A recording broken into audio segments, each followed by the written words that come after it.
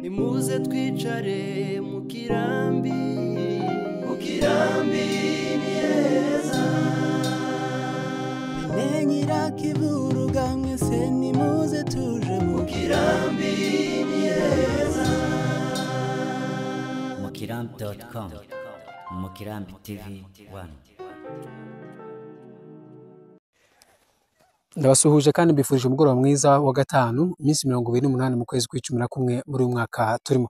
Ikaze kubana natwe tubagezaho amakuru ko byifashe mu karere k'imisozi miremire ya Minembwe, nyuma yuko tubabwiye ko mu gitondo turi bugezeho amakuru ndetse nuko twabageje amakuru ku indege yarashe mu gitondo cy'uyu munsi isaha 5:30. Kuri telefone naza kuganira na PC Mavugo ndetse tuza kuganira uko byifashe nyuma yuko izo ndege yari ibereye muri ako gace. PC Mavugo za jioni mzee. Salama, habari kwako? Tunashukuru Mwenyezi Mungu. Alafu mmeshindaje huko? Tumeshinda hali ambayo kisi umesikia.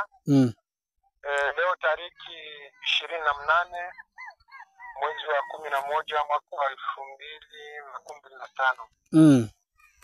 Serikali ya Kinshasa na serikali ya Burundi waliamua tena kupandisha ndege ya aina Sukhoi 25 vers 11h30. Kuja kupiga mabomu Minembwe. Imepiga bomu mbili katikati ya nyumba za raia. Ndio shida ambayo iko huku kwa sasa. Alafu baada ya kurusha kombora hizo ndani ya raia, ndani ya vijiji vya raia katika maeneo hayo, matokeo sasa, kuna raia ambao wamefariki, kuna ngombe ambazo zimeguswa na fragment biko namna gani? Bwana mtangazaji, wewe kama vile mtangazaji, serikali ya wauaji kama hiyo serikali ya Kinshasa ambayo inaweza kupatia mamlaka ya kupandisha ndege mchana na 11h30 kupiga katikati ya nyumba za raia, lazima matokeo ya kuwe. Nasikia bwana, hiyo ni lazima matokeo ya kuwe, lakini bado tunafuatilia. Tutakufahamisha baadaye, utajua. Tumesikia taarifa ambazo zimeandikwa kwenye mitandao ya kijamii kwamba baada ya dakika 19 ndege hiyo imepigwa na jeshi la M23 katika maeneo ya tarafa la Mwenga. Hiyo taarifa na nyinyi mmesikia, ni ukweli? Kama mmefuatilia, kama mkufuatilia, ikwaje sasa? Hiyo taarifa hatuwezi kuwa na uhakikisho kwa sababu unajua sisi tuko mbali sana na Mwenga. Sisi unajua sisi tuko Minembwe. Ndege hiyo imekuja imepiga hapa kwenye Kakangara, unajua Kakangara nzuri. Ndio.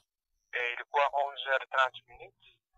Inapiga kombora mbili ndani ya katikati ya nyumba za raia, katikati ya vijana wa Magombe, hiyo yote. Najua matokeo kwa kweli itakuwa ni makali kabisa. Jambo lako la mwisho bwana PC Mavugo.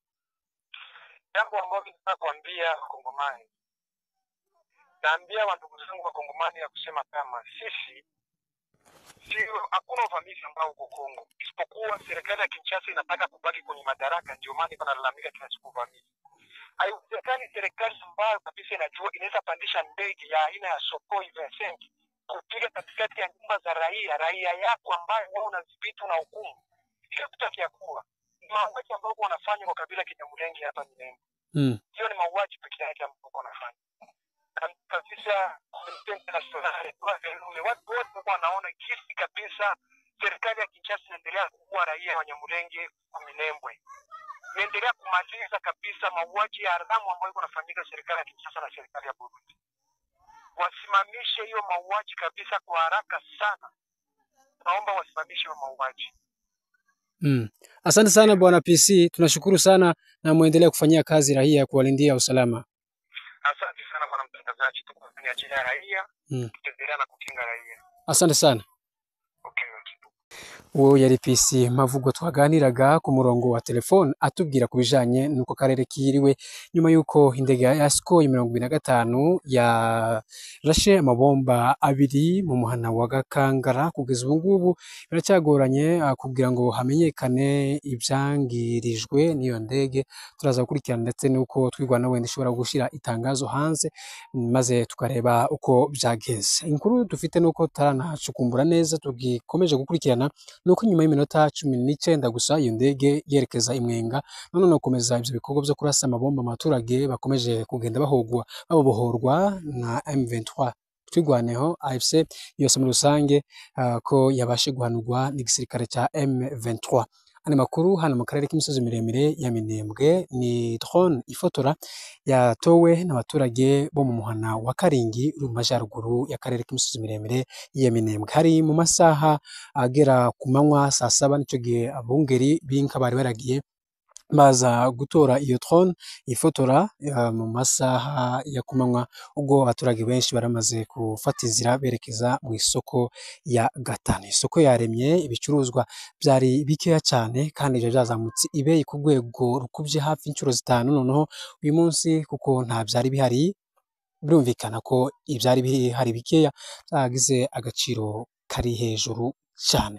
Nk'ayo makuru uko bimeze, iyo drone rero nayo turaza kuba dukomeza tuganira n'abashinzwe umutekano baze kutubwira ku bijyanye n'iyo drone, nyuma y'uko nabo bakora iperereza ryimbitse bakamenya aho ishobora kuba yari yavuye.